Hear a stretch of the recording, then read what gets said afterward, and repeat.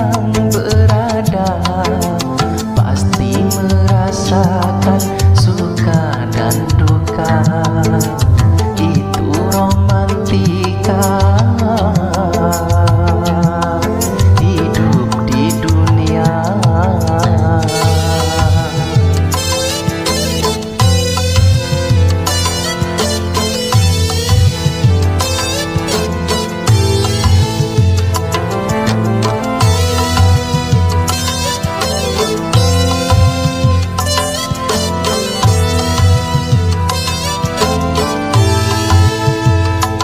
Jangan lupa daratan apabila dalam kegembiraan.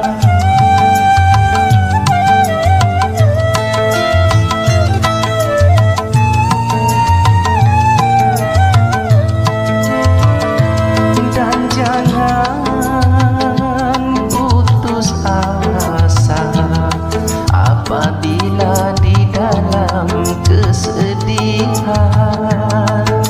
Sedih dan gembira takkan selamanya, semua akan sirna, ganti dan berubah. Tidak peduli siapapun dia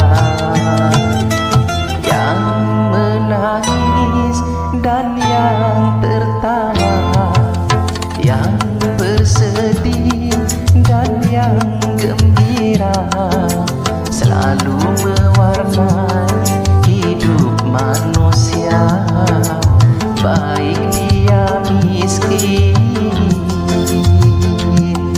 ataupun kaya.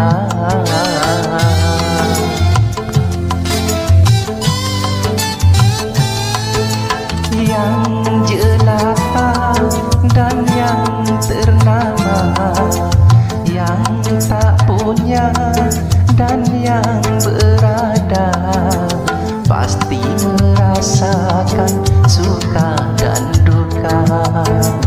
Itu romantika hidup di dunia.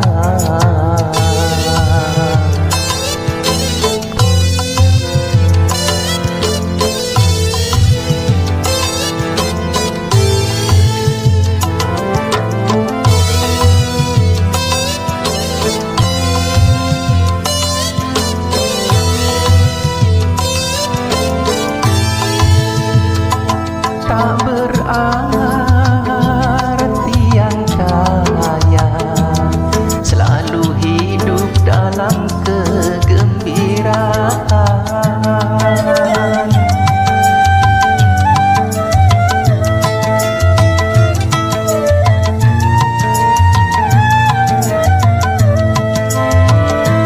Tak berarti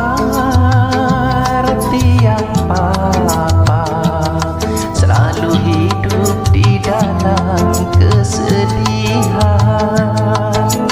Di sana letaknya keadilan Tuhan, sedih dan gembira sama diberikan, keduanya itu sebagai ujian.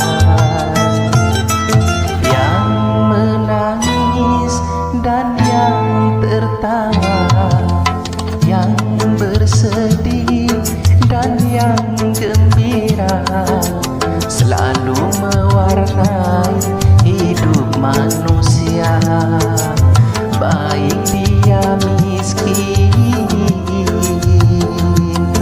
ataupun kaya.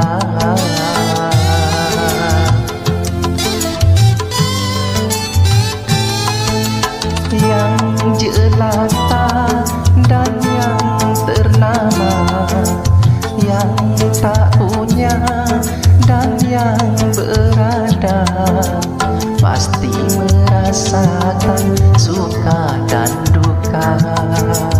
Itu romantika